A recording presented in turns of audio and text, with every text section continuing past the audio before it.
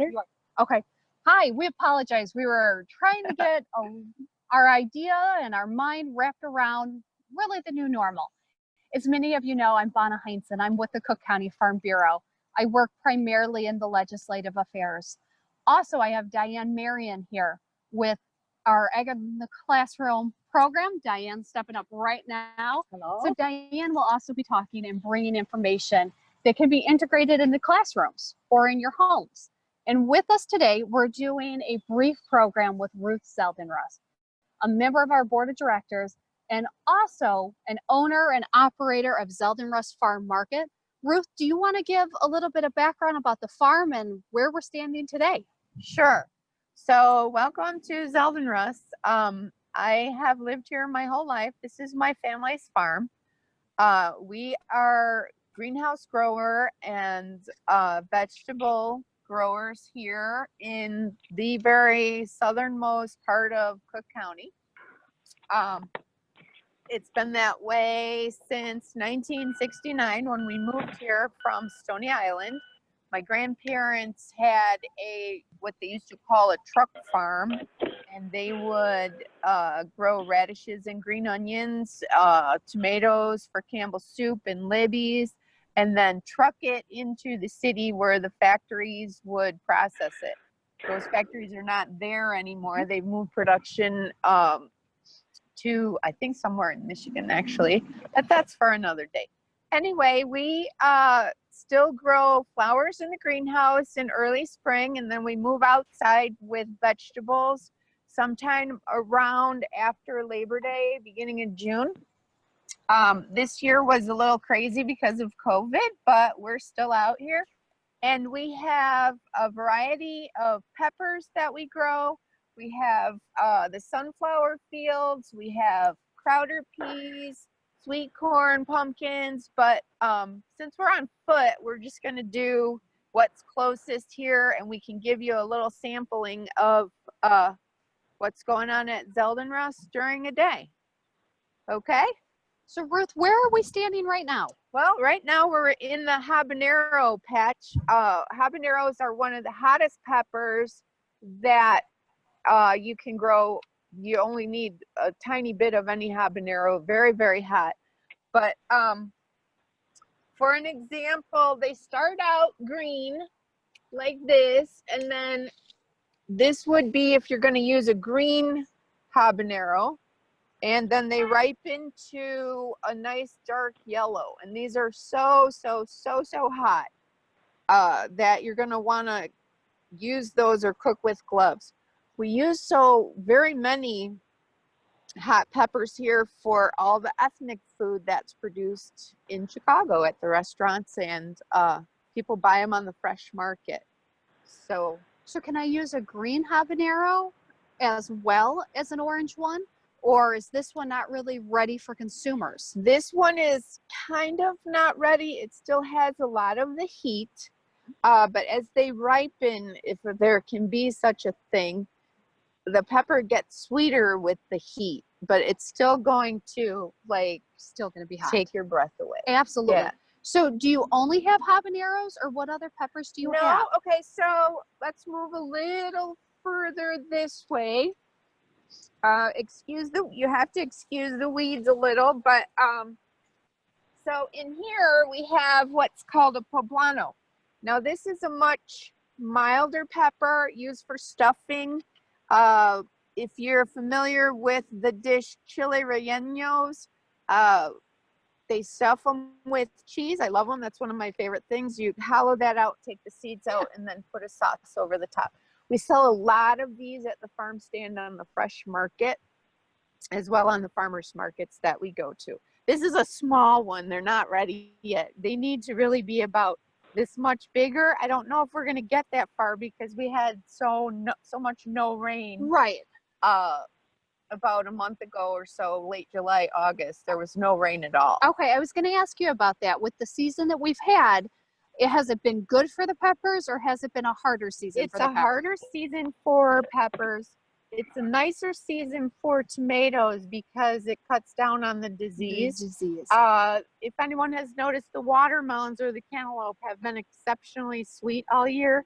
when you get a drier season like that, the melons get much sweeter, and tomatoes were also very sweet this year, but they also don't grow as big as you normally would have them. So I'm hoping we'll be able to stop in the farm stand as we're leaving to see them in the market and also to go shopping. okay, So very what? good. I have another question, Ruth, for some of our classrooms out there. If they were to start a school garden, how long does it take from when you plant the seeds till you actually get your produce that you have here? Okay, so for seed planting vegetables in general, you're going to want to seed stuff in the middle of March. Okay, so then that would be enough time to get a transplant. Then from mid-March to right around the beginning of May, or when the weather breaks, the middle of May is when it's safe to plant outside. And then in the case of poblanos, it's a long crop. So here we are in September. So it takes a lot of planting. It's just not, you can't throw a seed at the ground. Now, on the other hand, if you plant cucumbers or zucchini, which is very popular for garden items, those you can direct seed right into the ground, and it's 30 days, 35 days. So if you need instant gratification, if you're going to lose kids that need to see something happen, I would recommend zucchini or cucumbers, radishes, or lettuce. That those items tend to mature much quicker. Great. Thank you. Sure. Okay, we can move on. Perfect. Thank you, Diane. So now we're going to the mustard and turnip. Okay. So Ruth, when our peppers, are they considered flowers or are they vegetables? I mean, I consider them a vegetable, but are they truly vegetables? Peppers are truly considered a fruit. How come? Well, they have seeds, and even though it's a plant, it would be considered on the vine. Wonderful. Now, I don't know if the camera's picking it up, but look, we have the sunflowers right here. Oh, yeah. And is it true that they move with the direction of the They sun? do, and unfortunately, they're past their time right now. I was gonna but say, these are done. we have another patch that's coming up over there that will cruise by as well. Will you save those? We For the do. seeds and We everything? are going to save some for the seeds and sell them on the fresh market. Okay, and then will you use them to plant next year's sunflowers too? No. Okay, how come? Certain are professionally grown for oil. Certain varieties are grown for the actual flower. So there's a Pro Cut. It's a hybrid that holds the petals longer and really doesn't produce that many seeds. The predominant ones here that have their heads all hanging down are produced for oil. Okay.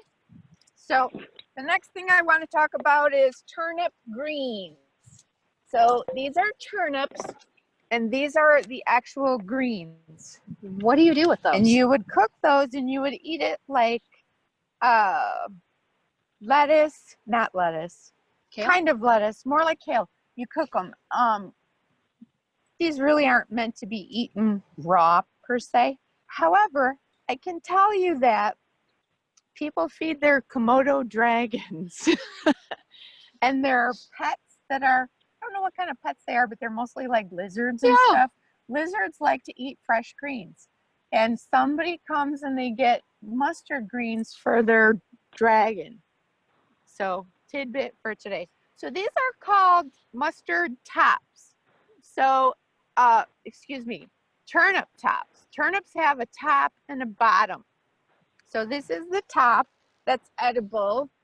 And then this is going to be the bottom, if you can see that. So this is similar to like a horseradish, or it's a root vegetable. So you would boil this or saute it, and then you would throw this in at the end and saute this. Of course, washing the dirt off. Of course. So the part that we most commonly eat grows underground. Correct. So unlike the peppers, which they grew above ground. Right. What other are common root vegetables that we eat? Okay, so root vegetables commonly that we eat are carrots, beets, potatoes, Onions? onions are down below. Yep. Very cool. Diane, do you have a book that you want to show I right quick do. for our students and our teachers? Yes, for some of the students out there, or teachers, we have a favorite book at Ag in the Classroom called Tops and Bottoms by Janet Stevens, and it talks all about the tops and bottoms of plants and what we commonly eat. And an activity that we'll have on the website later today would be our tops and bottoms activity, where you can go through as a family your refrigerator and your vegetable bin and see what do you eat that grows above the ground, as Ruth just explained with the greens, and then what do you eat that grows under the ground, such as carrots, beets, radishes, and the list goes on. See how many you can find in your house, and you can make your own tops and bottoms activity as well as read our book. Wonderful. Nice. And the activity information will be on our website shortly. So you'll be able to go and take a look at the video and then grab the activity. So very cool. Okay, so this is a turnip. I want to go just a couple more rows down over here Okay. to the mustard. Boy, that was a rough one. Technical difficulties. So it's mustard, but is it mustard that we eat on our, well, not hot dogs? No. Yes, hot dogs. Okay. Yes, hot dogs. No. Okay. So this is slick mustard, and it's a slick leaf variety. So if anyone knows anything about mustard, you can go to the store. There's a curly leaf that has curls on the sides, which some people don't like because it holds a lot of the dirt and the sand. So slick leaf is the more popular variety.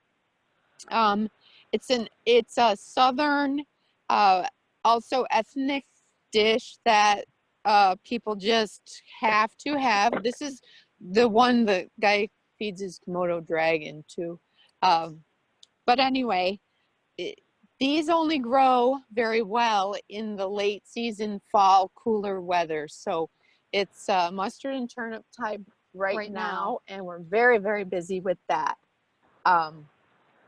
This is a quick season, so I planted these the end of July, and it actually helped with the no rain to keep the weeds away. Yeah.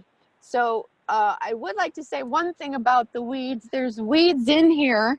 There was a lot of weeds in the peppers, and sometimes weeds can be your friend when it's late season like it is, and we're approaching colder weather and possible frost.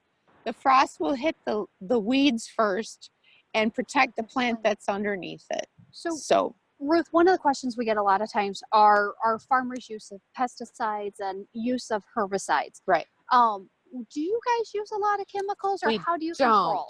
Okay, so we don't use a lot of chemicals as far as herbicides go. That's why when we were in the peppers, you saw so many weeds. And you can see in the sunflowers are growing taller than the weeds right now. So we do the best we can with elbow grease in our hose, and and tractors, and we cultivate, and we try to keep them down as best as we can without the chemicals. Perfect. So Diane has another question. All right, I have another question. I'm going to ask you if you can hold this. You were talking about different germination rates earlier when we were here, and you explained how you plant the sunflowers in a cycle so that you have them all year long. And we have an example again for classroom teachers. If you're looking to start germinating seeds for fun or for your garden, you might want to do our garden in a glove activity. And here, as Ruth can hold up, here's our just a food handler glove that you can get for very inexpensive. And your students or family members could take 5 different seeds and plant them in each finger of the glove. And what you might want to do is plant vegetables that might harvest at different rotations during the year. So you might put some radishes, and all you do is take a cotton ball, you would dip it in water, put some seeds on it, and put it in the thumb. Then you might do beans in the next finger, corn, beets, and maybe lima beans. And Ruth, would some of these come in at different times of the year if you selected this? Absolutely. So radishes would go first. That would be the first thing to go up. And then any type of bean or pea would also germinate in a day or two. Corn is a longer season, so you're going to want to start that early. Beet is a shorter season crop, so you could wait a little bit on that. And lima beans are an exceptionally long crop, so it takes a long time to get a lima bean to come out of your plant. I had mentioned radishes, lettuce, zucchini, and cucumbers would all be at the same time. Okay? And are they hard to grow vegetables, or would they be something that... Those are all very easy to grow. Excellent. Beets are a little tricky, and lima beans are very tricky, and pole beans really not. They need room. They need so room. when you see the bean teepees, that's what you're going to want to do with that. Very good. Excellent. Thank you. So if you were to do this at home, you could also keep a chart on the back and have a log, so you can watch how long it takes each to grow and where they're at and when they're ready for production. So just another Ag in the Classroom activity. Nice. Thank you, Diane. Okay. I'm not sure if we're going to go to the sunflowers next. Here we go. Down a little further, we can go to So Ruth is the one person I have always loved cabbage, but I've always ate it with corned beef. Okay. And never before. And Ruth actually a couple years ago turned me on to the second sprout cabbages. So after the big head has been harvested, sometimes they shoot up little heads. It is some of the best vegetables I have ever had, and the best cabbage. Okay, cabbage sprouts are awesome, and it's cabbage sprout season.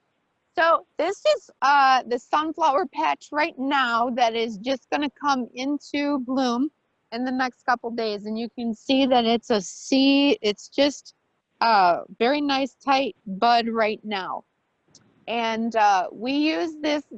Sunflowers were great for pollination because I'm a beekeeper, and we're going to go there shortly.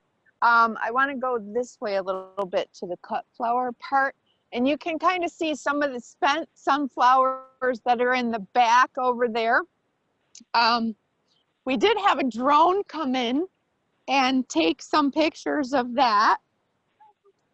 You can see there's a honeybee right here pollinating. This is a cut flower variety that I grow, and the bees like them just the same. It's really nice for the sunflowers to be out this time of year so that the bees can get all their late season honey in. And we'll go back over that in a bit as well. All the pollinators, there's 6 or 8 different kinds of bees that love this sunflower pollen late in the season.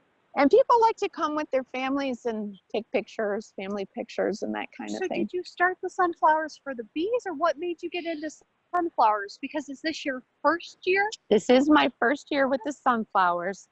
And honestly, it had a lot to do with COVID. We weren't sure because at the time we were supposed to be planting vegetables for the fresh market, if the fresh markets were going to be even open. So my husband and I sat down and decided that we were going to plant sunflowers, and if people couldn't do anything, they could at least get out and take a family walk through the sunflowers. So that's worked out. It's worked out. I think that is a great idea. Yeah. And families are enjoying being able to get out, and it's great for the bees and pollination, and it's beautiful. Thank you. So we're going to head to the bees. Okay. It's a little bit of a hike. So as we're hiking to the bees, how long have you been doing bees? Okay, so I have been beekeeping now. I'm in my 11th year, believe it or not. It has been that long. I did not realize that. I know, because you and I know, but you and I have been around for a while. So no, I know. So that is something that has progressed with me as I go. I still learn crazy things about the bees. Well, how did you I mean, I've talked about keeping bees before, and I have no idea how to even start. Well, so I would recommend that you find yourself a good mentor, Okay. or a seasoned beekeeper. I wouldn't call myself a seasoned beekeeper. I still have a mentor. Join a beekeeping club. There's a book, Beekeeping for Dummies, but that's just the general basics. Okay. You learn a lot through a county extension or beekeeping clubs or groups that Like can trade information. Exactly. Okay. Yep, exactly. There's one in Cook, there's one in Kankakee, they're all over. Okay. So I lost my train. That works because I was going to ask you about when you started beekeeping, you have the mentor and then you got the supplies. Where do the first bees come from even? So you have to order the first bees in what they call a package. And usually a beekeeping club will have their order where you can order packages in 2 pounds or 3 pounds. And they come with a queen and a bunch of workers that have been grown, if you'll call it, grown together somewhere else, somewhere warm, Florida, Hawaii, California. It depends on where they come from. And then you have to take the package and empty it into your equipment when the weather breaks here. Usually it's sometime in late April, early May. If you have established hives, you're going to want to start feeding them and getting them to move around a little bit sometime in March. And to feed bees, do you just put sugar water out like hummingbirds, or You can. how do you There's a recipe that you use for a simple syrup that includes sugar. There's other things. Look, there's bees in the clover right here. There's candy that you can put out. There's a couple different options if you want to start your bees actively working, and that means when you wake your queen up, she's going to start laying, and they're going to start producing more bees. Okay. So you're not going to want to do that in the winter time when you have the risk of them all dying from being too cold. And sometimes it happens that way, that they do start working and we get a late cold snap. Yep. And it flattens out the bees to where the whole hive might die. Right. So Now, I know I talked to you earlier this year because I had what ended up being sap dripping from my tree, and at that time we thought maybe it was bees, and I had no idea what to do. Yeah. If it had been bees and if I had had a honey hive, am I stuck having that honey hive in the tree in my front yard, or no? Call a beekeeping club and they can move it. Sometimes you might have to cut down the tree. If it's in people's house, that's a bad thing. Would be bad. And I've heard of people calling the fire department and other things to get it out, but it's going to be a big mess if you have bees that are in the walls or in the attic of your house, because they're going to have to be exterminated, and then all that honey is going to have to be cleaned up, and it's probably going to be wasted. a big yucky mess. Yeah. So we can come a little closer here. You can see that with the heat of the day, the bees are waking up. Active. I don't know, can you see that? Can you get that shot? And they're going to keep working until it's too cold for them to move. So they're going to keep making honey and keep storing pollen. And the queen is going to keep laying. So they work all summer. Yep. And then when do you harvest honey? Well, you can look in the box. The first harvest is usually sometime in June, if you're lucky, more or less July. And now there's a late season that you can harvest, but you have to leave at least 60 pounds of honey in a hive for them to survive the winter. 60 pounds. 60 pounds. That is a lot of honey.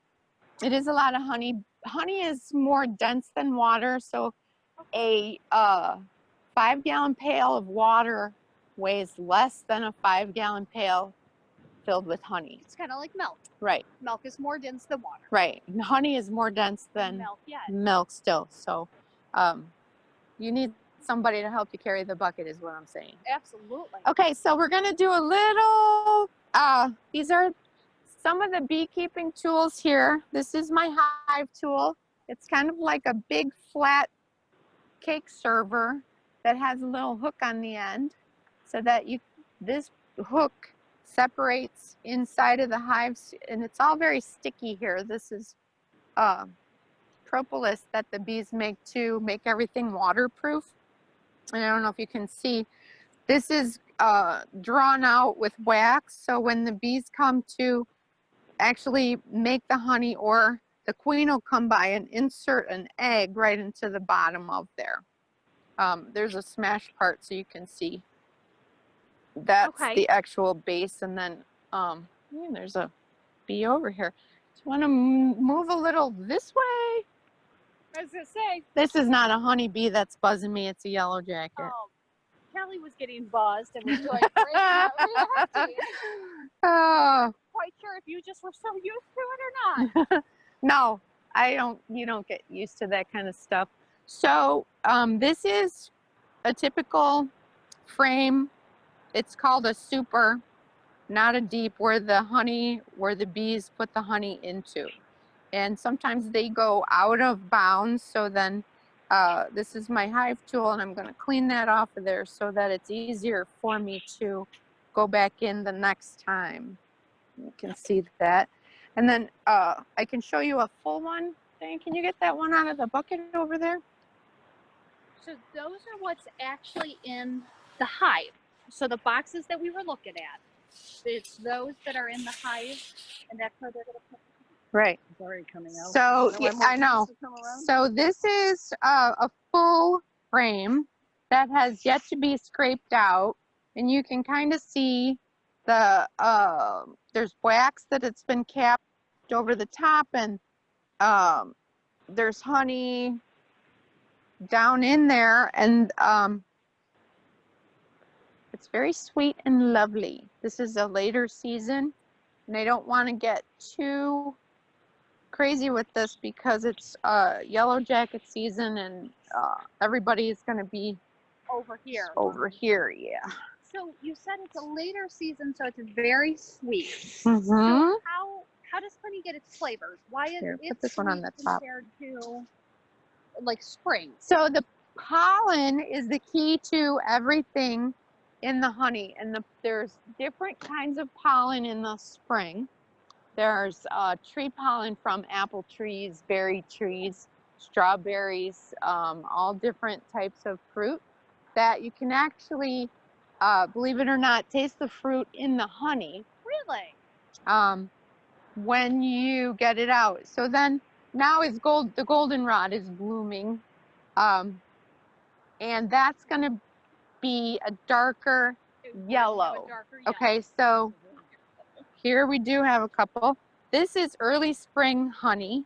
So what I'm noticing is it is a lighter color and it's very clear. Right. And that's going to be very sweet. Sometimes finishes with a minty flavor from the linden tree. Okay. So it's classified as linden honey. This actually is linden honey, and you can see that it's clear to almost no color, and opposed to later season, which would be alfalfa or some goldenrod or something like that. This one, well, I don't know, you can't see if it's quite as dark or not, but this is the latest draw that we've processed. Okay. So on this one, I'm seeing that you have your label. Right. So the honey from the pieces in the house. Right. You're able to collect it, and then you sell it in your farmer's market? We sell it at the farmer's market. We sell it at the farm stand. It's under a different label called Z's Bees. Right. And you have to, according to the state of Illinois, you have to have where it's from, Chicago Heights, and a phone number so that they can call you. Okay. Now, when you're processing honey, do you cook it? Do you have to do anything to it? No, absolutely not. We don't even heat it. When you go to spin it out, you just spin it out of there, and the spinning process will drip it down. I do put one filter on so you can filter out, you know, pieces and parts of bees and the big wax. But other than that, we don't heat it. There's no pasteurization. When you heat honey, it actually kills all of the good bacteria that's in there that helps with allergies and the medicinal properties of honey. So, Diane, do you have, I know that honeybees are kind of Diane's thing too. She really enjoys talking about them and the benefits that they do. And Farm Bureau is very involved with the pollinators as well. But Diane, do you want to talk about some of our Ag in the Classroom resources? Absolutely. Illinois Ag in the Classroom recommended this book this year, which is wonderful if you're studying bees. This goes through a detailed account of the role of each of the bees and talks about the drone, the worker bees, the queen bee, and all that's involved to get honey out of the honeycomb. The illustrations are amazing. They are really, really nice. Yeah. You can borrow this book from us in Cook County Farm Bureau or from Illinois Ag in the Classroom. And we also have been using for years The Honey Makers, which is another book by Gail Gibbons. And this too goes into all the roles that are a part of the hive, which is just fascinating. So these will be on our website later this week as well. And we will also have our craft, which if you don't want to get close to the bees, you could make your own bee spinner just using an index card and some erasers. And hopefully you can hear the noise. I can hear that. That's pretty cool. That is. It's kind of a fun bee spinner, so this will also Here, wait, be I gotta on try the it. I gotta website. try it out. Okay. Ready? Okay. I'm a little kid at heart. That's Yes, pretty yes. cool. I have to We'll show leave that to one my with Ruth. grandkids. So, Ruth, with the hives right now, we're in September. Are you going to try to get another harvest or? So what I'll do is there's a separation in the actual hive from where the bees live and where the bees make the extra honey. So what I'll do is I'll check out the two top layers to see if there's anything in there, but I'll also check down lower to make sure that they have one full case of honey itself. 60 pounds. Right, the 60 pounds will be their food and supplies for winter. Then what I'll do, what I usually do is I pack straw bales around it to kind of insulate them for the year. Sometimes it works, sometimes it doesn't. When you haul straw in close to the bees, it brings the field mice around and then they want to get in there. So sometimes I do and sometimes I don't, depending on what the almanac says how winter's gonna be. Well, as you know, I have a horse, and the way he's eating, it's telling me that we're in for one heck of a winter. Okay, well, see. Now, do you have them? When I'm looking at your hives, they're up against the trees. Is that for the windbreak or? It's for the north wind to be not quite as drastic of a climate change for them. Okay. And I like to have it in a little bit of shade, a little bit of sun so that they don't get too hot. But normally you can have bees right out in the sun all day long over here. Okay. Can we go see your farm stand? Sure thing. Maybe as we're walking up there, we need to go back the way we came. Okay. Maybe as we're walking, you can tell us a little bit about how you operate it. I know I've been out here in the spring before, and instead of selling vegetables, you've got beautiful bedding plants and perennials and hanging baskets. But we're in September. What's up? Right. So up in the farm stand right now, we have plenty of fall mums, fall decorations, pumpkins, gourds, apples. It's apple season. We just got I just ate my first Honeycrisp apple last night when I was sitting in my chair. The Michigan apples have arrived. We have winter squash, acorn, and butternut. So really, we're in the middle of harvest season. The corn and soybeans have a ways to go yet, but as far as vegetables and everything is concerned, it's harvest time. Okay, it's good eating time. Yes. So during earlier in the year, you would have had the sweet corn and the tomatoes and everything like that. So we have last call on sweet corn probably this week. Watermelons are just about done. Tomato season is just about over. We also have what's just about to end, the zucchini and pickles. Okay. That kind of stuff is also coming to an end. There's a lots of harvest going on. Absolutely. And in the background, you can see the greenhouse. And this isn't your main selling greenhouse. No. This is one of them that's used to start plants and everything. And that's pretty active in the spring when you guys are starting the seedlings and everything like that. Correct. So that becomes a place to store bales of straw for winter. We have some plants that we winter over that we take cuttings from to start all over again. It's a very big cycle here, and we just go from one thing to the next to the next. And pretty soon here about November, we'll be done. Okay, and you don't do Christmas trees? No, we don't do Christmas trees anymore because most people just have the artificial ones now. So in November, it slows way down, and that's when I do all my planning for next year. And we take time to do family stuff, and then we start back up in the greenhouse sometime middle of January or so. So as you're looking out at November, like last November, you had no way really of knowing what That was gonna happen COVID was spring. coming, yeah. So that definitely, are you going to think about that going in next spring? Yeah, we have to now because of, here's some mums we have to try to do something with a market forecast of what they're saying, what the vaccine is going to be.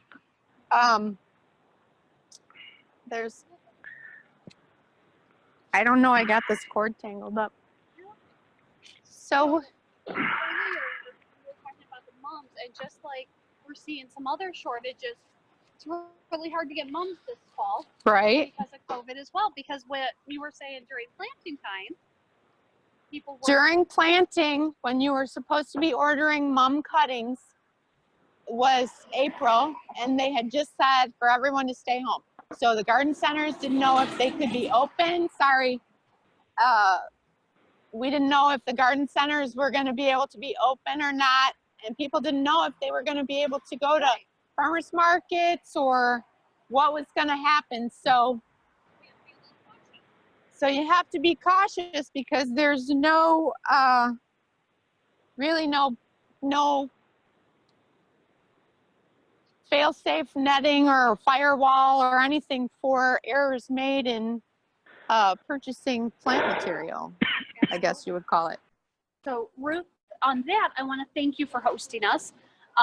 We look forward to having everybody back in person eventually, but while we are unable to, thank you for joining us. Stay safe and be sure to stay tuned. Our Ag in the Classroom department's going to be adding activities. We're going to be bugging Ruth for some recipes for some of the vegetables that she showed us, and we'll do activities in class. But Ruth, thank you so much. Thank you so much We for appreciate coming. I appreciate everyone that watches, and make sure you go out and support any local farmer, anybody. Absolutely. Thanks, guys. Thank you.